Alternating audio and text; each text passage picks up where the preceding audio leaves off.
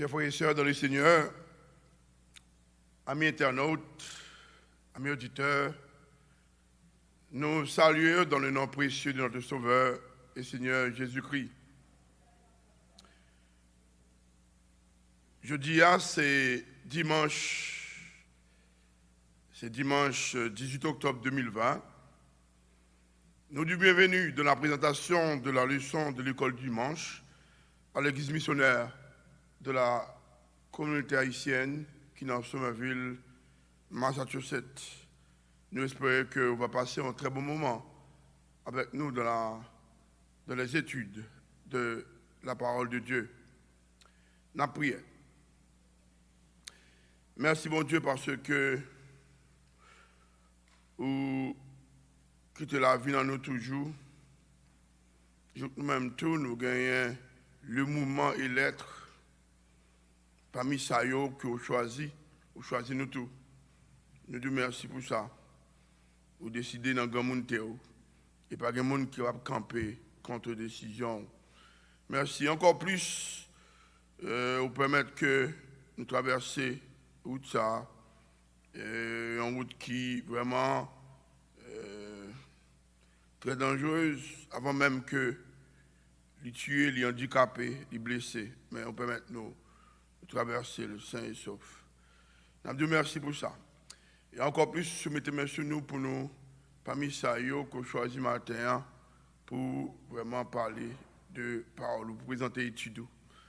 Seigneur, nous disons merci, nous demandons tout, profiter de ça pour nous demander capable d'insuffler dans nous, peut-être que tout ça que nous avons dit, Seigneur, il va sortir non de nous, mais c'est vous-même qui va inspirer nous, Seigneur. Permettre que tout auditeur, tout monde qui va avoir une chance pour suivre nous, et même tout, il va sentir béni. Et ensemble, nous va vraiment vivre dans la parole. Jusqu'à ce que Jésus-Christ va retourner. Et nous remercions que ça nous prie. Au nom de Jésus-Christ. Amen.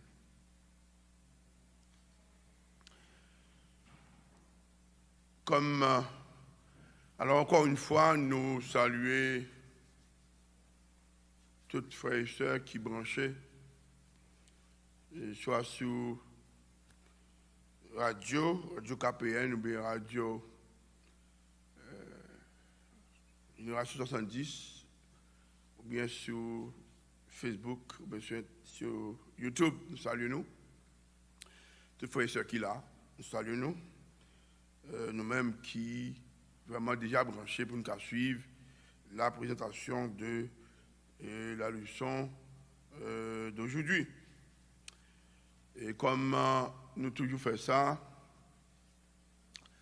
avant que nous entrions directement dans la leçon, nous toujours fait un rappel de la dernière leçon que nous avons.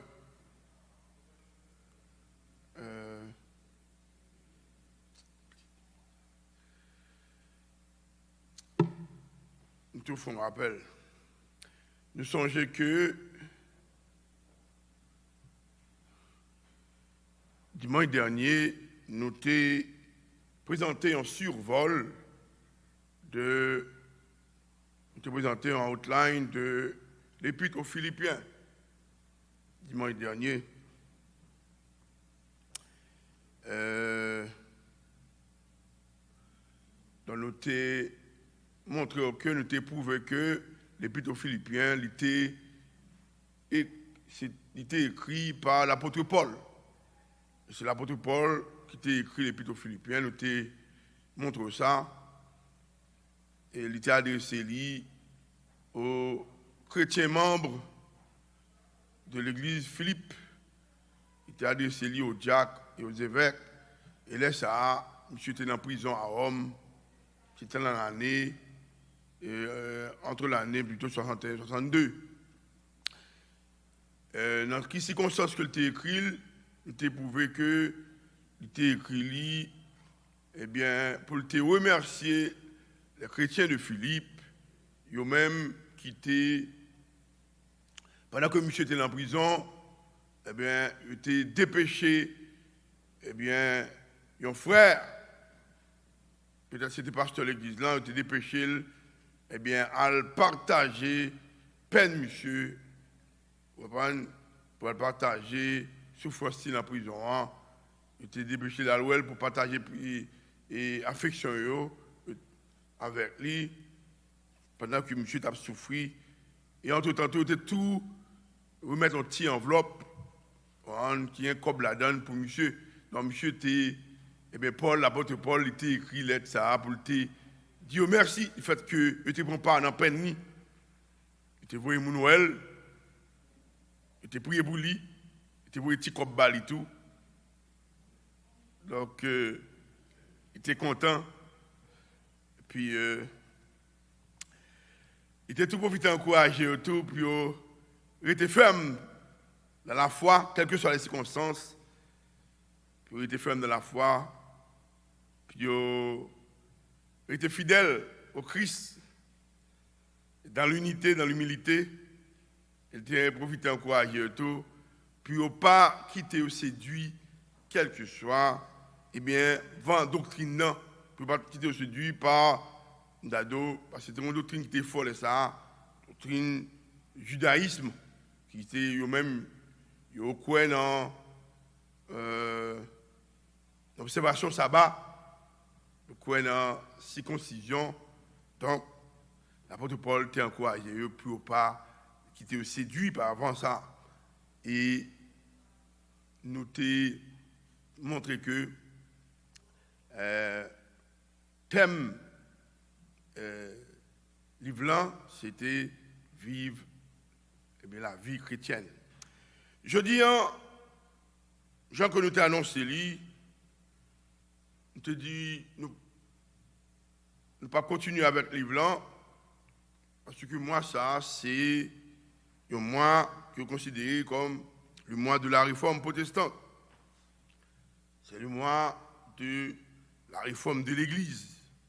Donc, si on a parlé de la réforme dans l'Église, ça sous-entend que, première l'Église là, l'Église primitive, l'Église, la première Église de Jésus-Christ, l'Église des apôtres, il te connaît des déviations, il te connaît des détours, il te connaît des hérésies, c'est-à-dire il te connaît des fausses doctrines. Il y a des gens qui ont essayé de détourner l'autre monde de la doctrine du salut.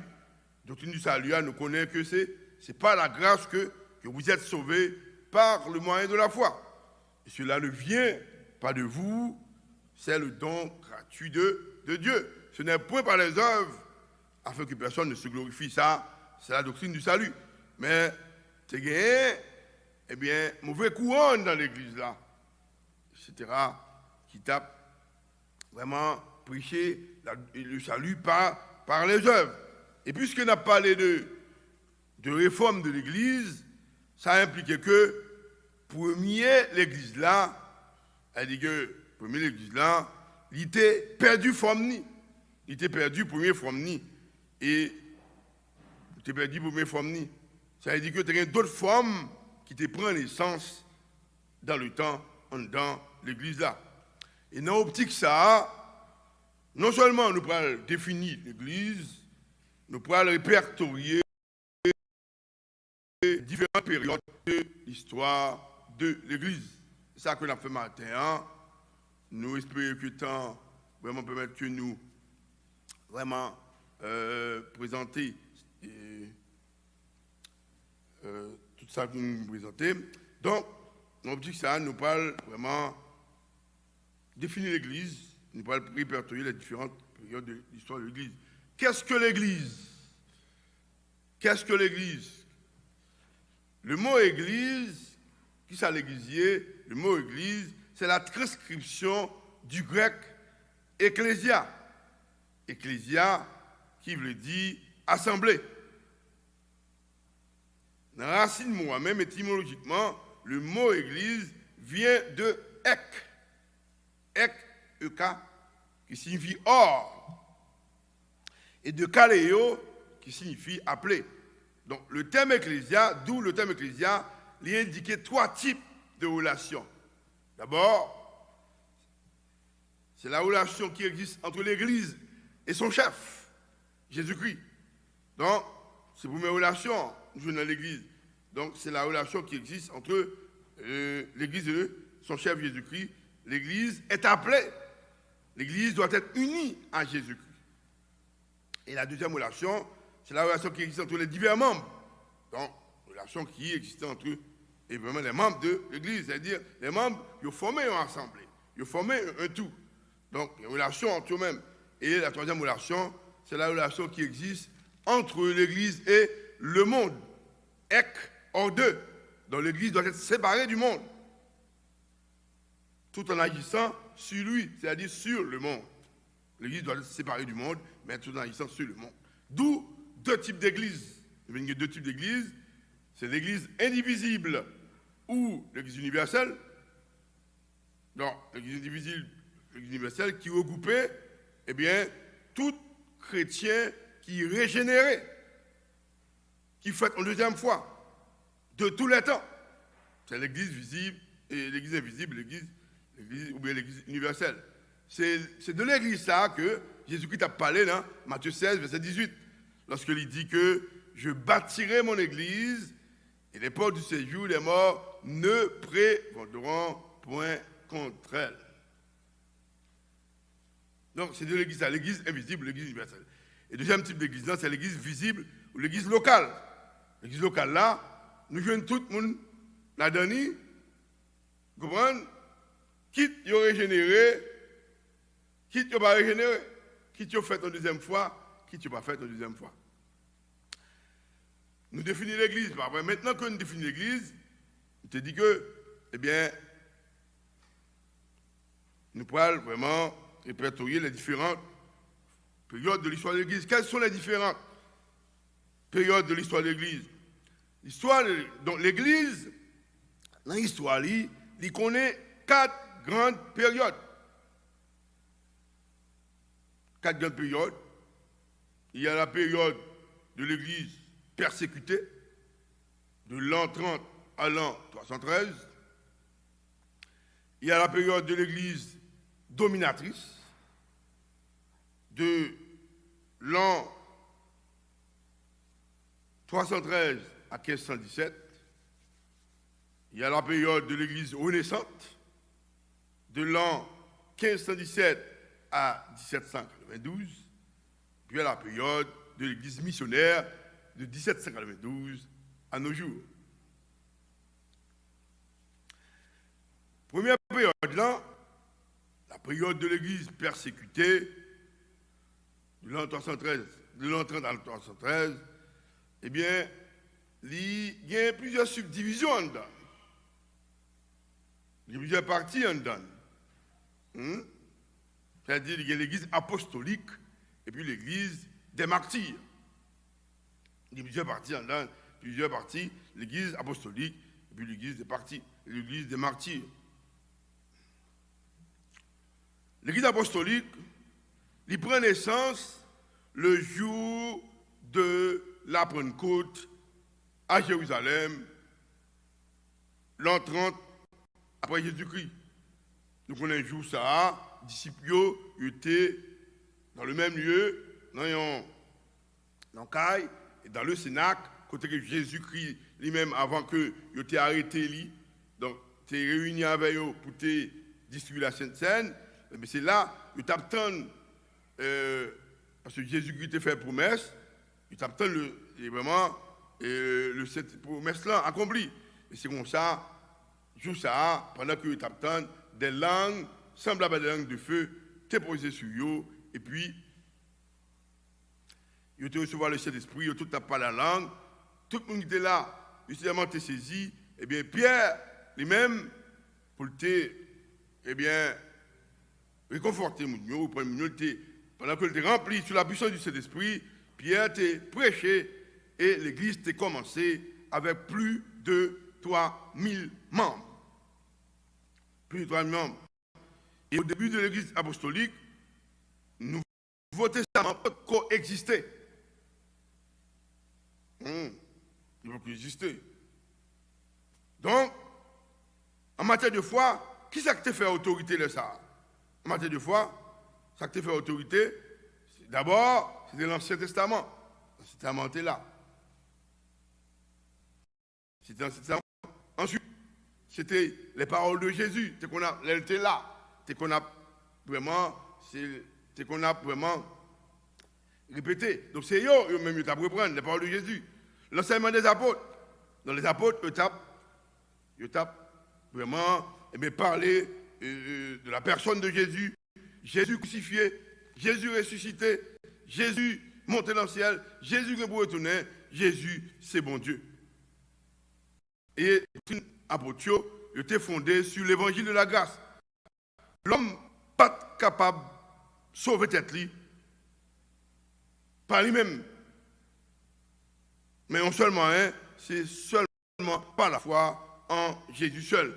Donc c'est ça que l'apôtre eux-mêmes, donc sur dans la période, l'église persécutée, donc il y en a dans l'église apostolique et l'église des martyrs, dans la période, donc Paul, apôtre plutôt, il a prêché, la foi en Jésus seul.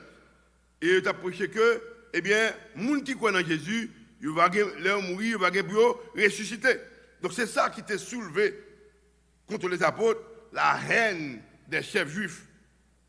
Ils ont même quitté quoi dans la circoncision. Ils étaient quoi dans le salut par la circoncision, ils étaient quoi dans le salut par l'observation du sabbat. Ça a vraiment soulevé la haine de eux-mêmes, de chefs juifs contre les apôtres. Et ça, ça passait, les apôtres, ils ont commencé à persécuter eux. Ils ont commencé à persécuter eux. Nous, Pierre, il mourit martyr. Pierre crucifié, tête en bas. Paul mourit martyr. Parce que Paul décapité. Il a coupé tête li. Jacques mourit martyr. Il a lapidé à coup de roche. Malgré toute persécution, l'apôtre a toujours été fidèle à la parole de Dieu. Il a été fidèle à Jésus-Christ sur la puissance du Saint-Esprit. Ça, c'était dans le 1er siècle. Dans le 2e et 3e siècle, nous voyons que l'Église, là, elle vient traverser une période de persécution très violente, puis l'épreuve. En dedans, au dehors, il y a une persécution, et en dedans, c'était hérésie, c'était fausse doctrine. Donc l'Église était coincée des deux côtés. En dehors, au dehors, c'est persécution, en dedans, c'est vraiment fausse doctrine, c'est formalisme. C'est le judaïsme ensemble avec le christianisme. Donc, chrétiens, époque ça, ils ont montré un pile courage, puis ils ont fait face avec les difficultés qu'ils ont rencontrées.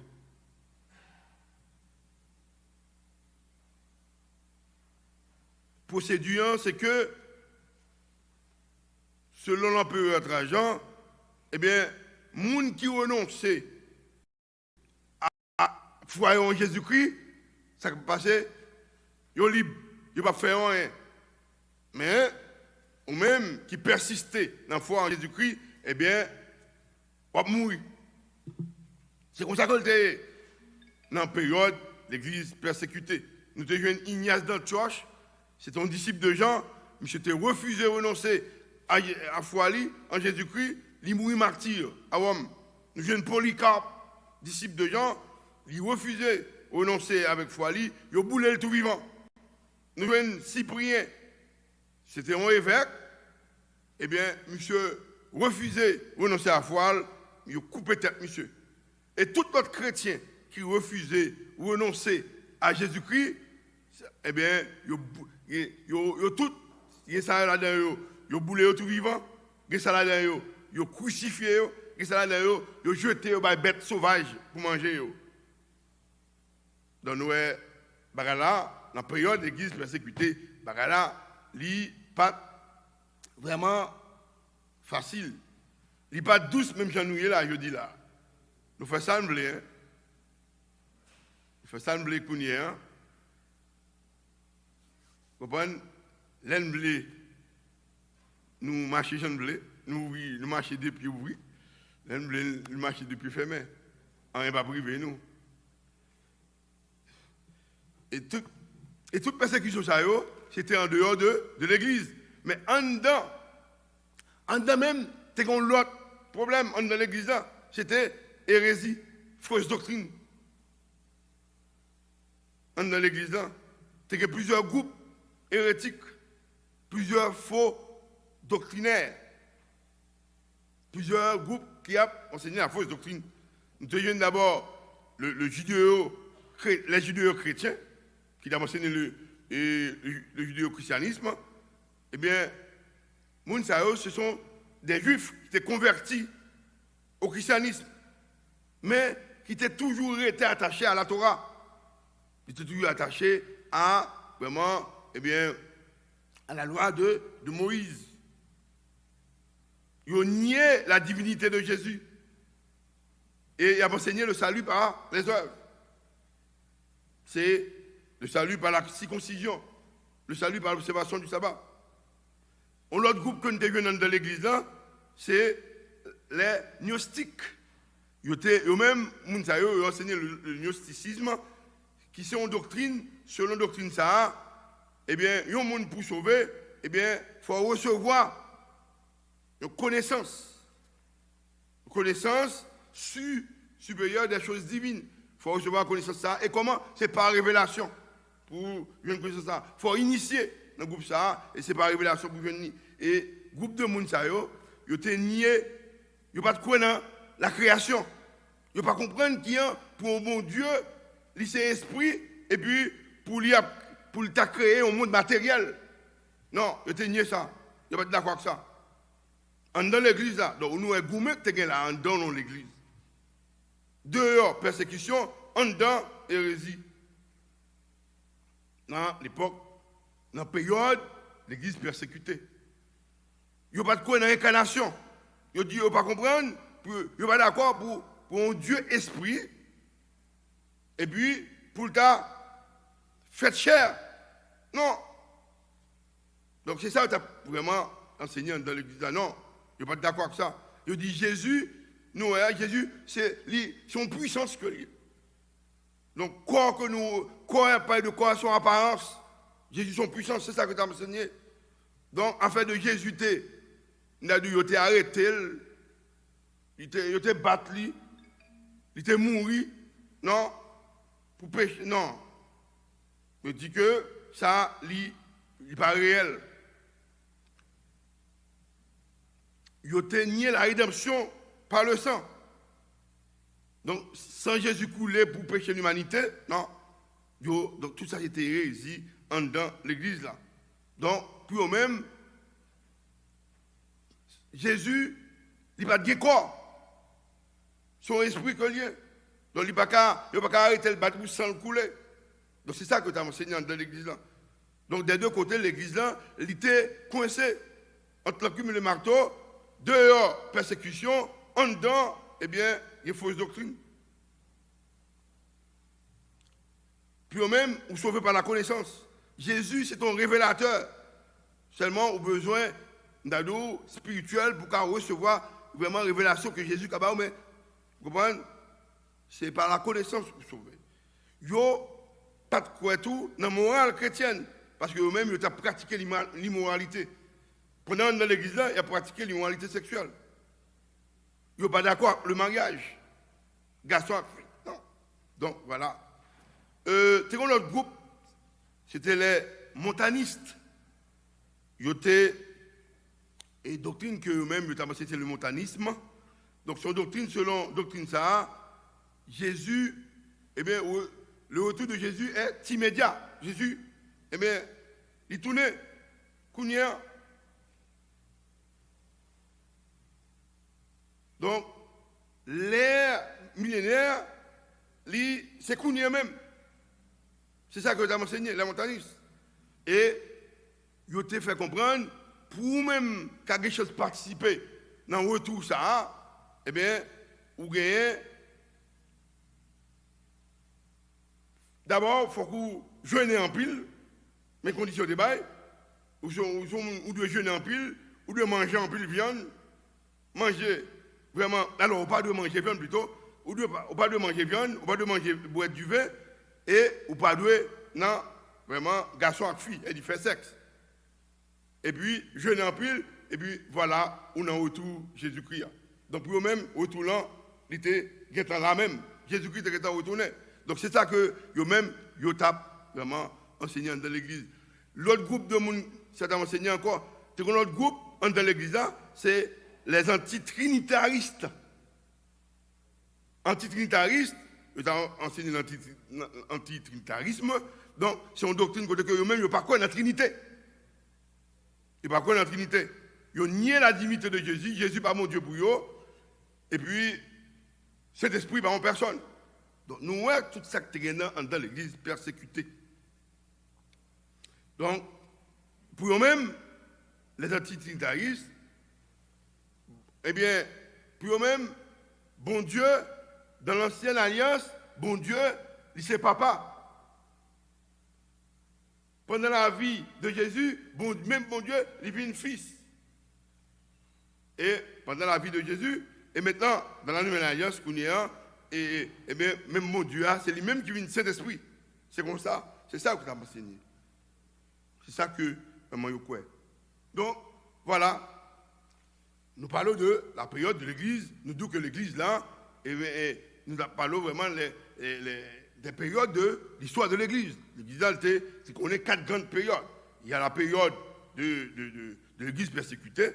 Donc, nous, pendant l'Église persécutée, nous jouons vraiment les Juifs en dehors, eux-mêmes, qui ne sont pas convertis, il y a persécuté les chrétiens. Et dans l'Église qu'on est, nous avons plusieurs courants, vraiment, plusieurs courants de fausses doctrines. Maintenant, on a passé à la deuxième période là. La deuxième période,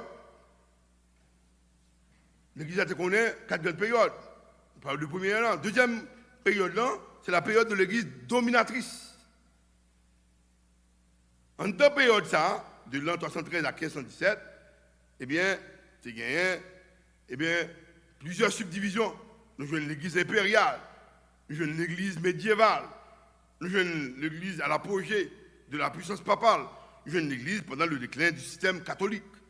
Bon, c'est de 313 à 1517. Eh bien, c'est dans l'Église impériale, c'est une époque de, pendant la période ça, qui vient toute d'ado partie ça là-dedans, l'Église impériale, l'Église médiévale, etc. Pendant, eh bien, c'est une époque de transition. Jusqu'en 313, l'Église a été toujours persécutée. Dès l'année 313, eh bien, persécution a commencé, ils font camper. Ça fait ça, l'État est venu faire un seul avec l'Église. L'État vient faire un seul avec l'Église. Nous avons Constantin le Grand, qui c'est empereur de ça, 305 à 367. Monsieur vient prendre une loi, côté que lui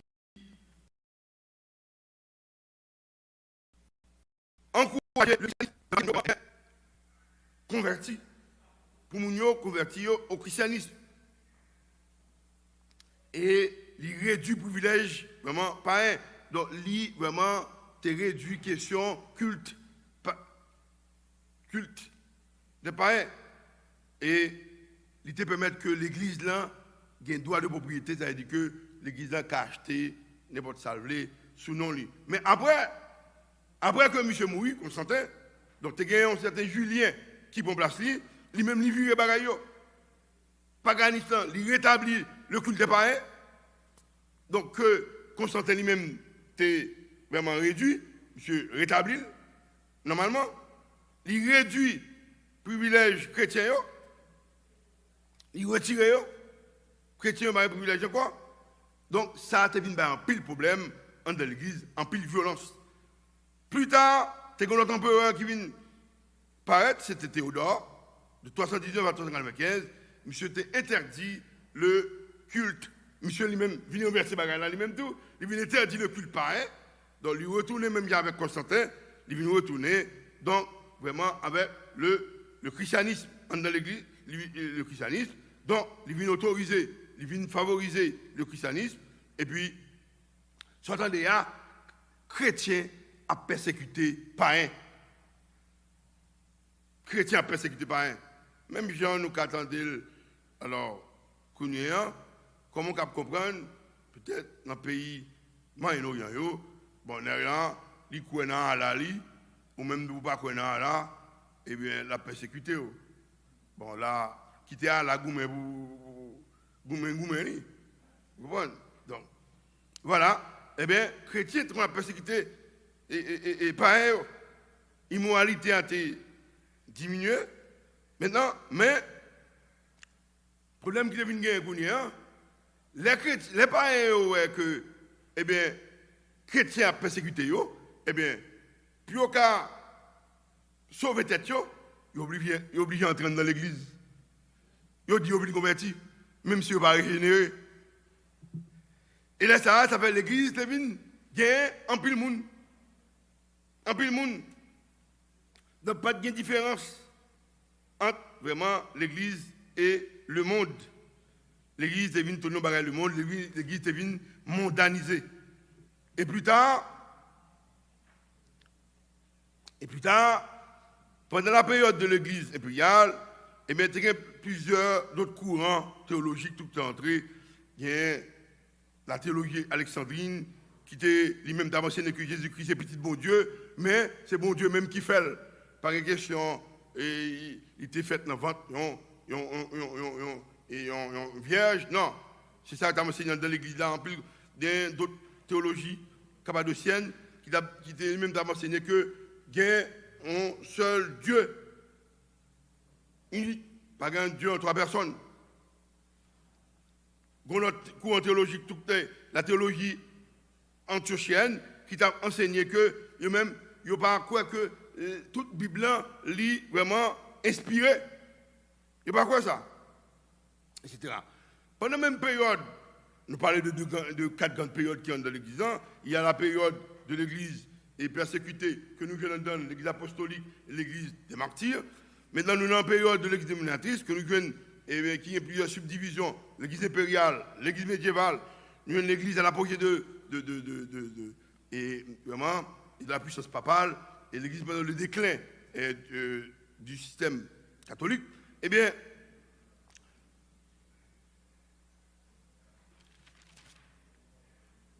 dans le 5e siècle à 10e siècle, nous voyons que pendant la période de l'Église dominatrice, nous voyons que c'est le système papal qui institue dans l'Église là.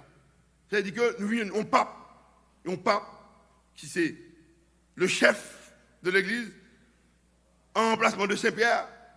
Saint-Pierre, il était qui était une autorité nommée bon Dieu, nommé Jésus-Christ alors, donc nous voyons vraiment, c'est le pape qui remplace Saint-Pierre.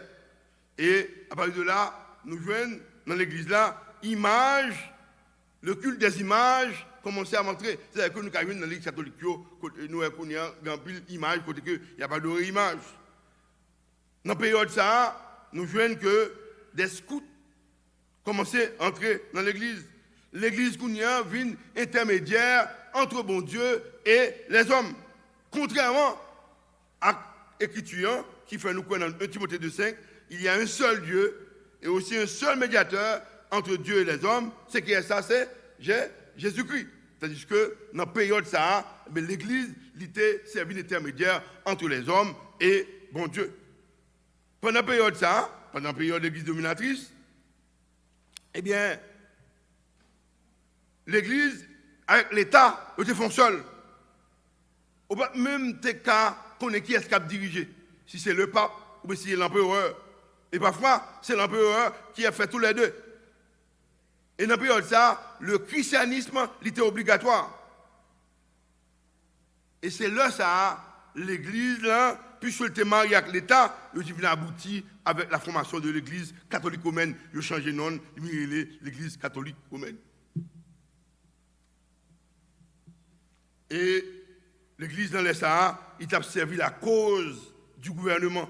Ça veut dire que sous camper contre l'église là, eh bien, vous campez contre l'État, vous campez contre le gouvernement.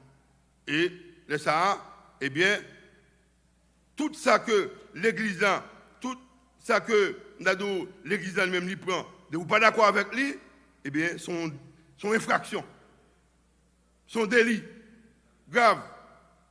Et là, ça, c'est ou bien excommunié ou bien tué. Et c'est comme ça, vers la fin de la période médiévale, l'église là, il était connu en pile dérive. En pile dérive. Pape là, t'es venu, ils ont souverain sacrificateur. Il était un chef de l'État qui agit comme un roi. Concubinage, donc, tu es rentré dans l'église là. Prêtre, vous comprenez? Vous êtes dans le concubinage, vous êtes dans le plaçage. Question, messe des morts, vient entrer dans l'église là. Vous avez prié pour les morts pour aller dans le purgatoire. Donc, de vous bailler un petit cob, eh bien, il a prié pour lui pour aller vraiment, eh bien, pour aller dans le purgatoire. La confession des péchés au prêtre. Donc, l'église là, il est intermédiaire entre bon Dieu et les hommes. Donc, c'est à partir de là, eh bien, on est capable de venir confesser péché devant le prêtre là, et le prêtre là, lui-même, il parle avec bon Dieu pour vous, pour capable vraiment jouer pardon pour péché. Donc là, c'était vraiment, l'église a été souillée totalement. Et là, c'était deuxième période vraiment deuxième grande période de l'histoire de l'église. Comme nous disons, l'église a connu 4 grandes périodes. Il y a l'église, la période de l'église persécutée, la période de l'église vraiment dominatrice, et puis l'autre 2 périodes, c'est la période de l'église renaissante et la période de l'église missionnaire, etc. Donc, voilà. Donc, l'heure étant très avancée. Donc, voilà. Donc, je dis, puisque nous t'ai annoncé ça, nous, dans la période de la réforme de l'Église, nous devons parler, vraiment partager avec vous, vraiment, eh bien, les différentes périodes de l'histoire de l'Église, avant que nous venions dans l'Église réformée. L'Église, ça que mené nous dans la réforme, donc nous devons partager avec nous les différentes périodes de l'histoire de l'Église jusqu'à ce que nous arrivions dans vraiment dans l'Église réformée. Donc, malheureusement, nous avons seulement 2 grandes périodes. Donc, c'est seulement la période de l'Église persécutée, c'est la première période-là. Et la deuxième période, c'est la période de l'Église. Alors, l'Église persécutée, nous avons l'Église apostolique, et puis l'Église des martyrs.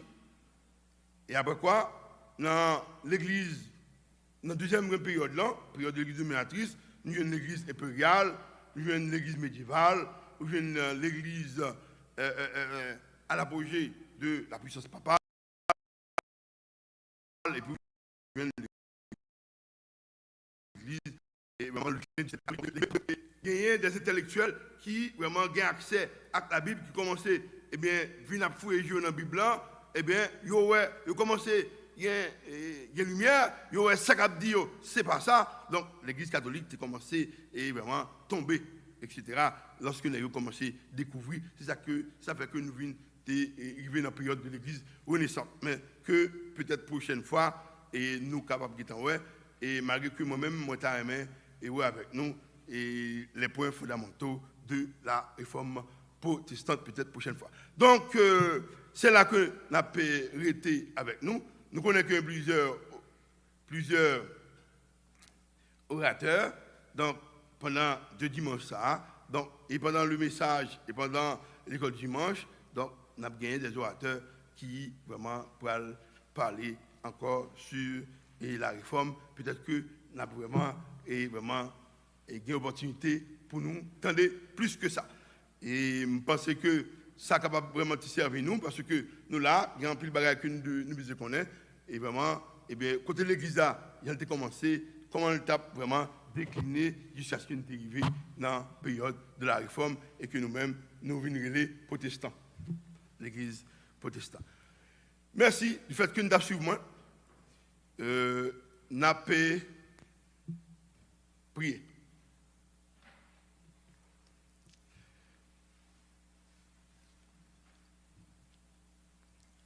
Merci bon Dieu parce que tu as une opportunité pour nous gagner chance pour nous être là.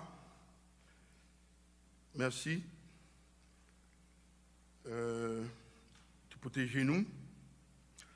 Tu conduis nous là. Côté que nous t'avons fait un petit bas de bouche sur les différentes périodes de l'histoire de l'Église. Merci. Nous sommes que là et vous permettre que il y a deux bagages que en plus dans nous peut-être que pas d'appréhender. Il y a une chance pour appréhender dans minute ça. Et on va permettre peut-être que malheureusement on a une chance pour poser des questions, mais quand même il est capable vraiment à la lumière de ça que vous recevoir. Eh bien, vous pouvez peut-être même faire des recherches et c'est comme ça l'esprit va grandir plus et nous croyons que nous-mêmes qui croyons dans le salut et par la foi en Jésus-Christ, eh bien, nous va arrêter plus soudés à ça jusqu'à ce que l'heure va arriver. Jésus, eh bien, il va ou bien venir chercher nous ou bien nous va ressusciter pour nous vraiment réjouir avec lui jusqu'à ce que paraît encore. Seigneur, nous nous merci, nous vivons le moment pour que nous allons participer dans cette adoration. Le mandat va déjà prendre place, permettre que tout ça va faire selon nous-mêmes. C'est pour ça que nous tous qui là, non seulement nous va vraiment porter en adoration qui va arriver vers nous-mêmes, mais nous-mêmes, ton retour, nous va bénir. Nous nous remercions, nous prions, au nom de Jésus-Christ. Amen. Bonne adoration.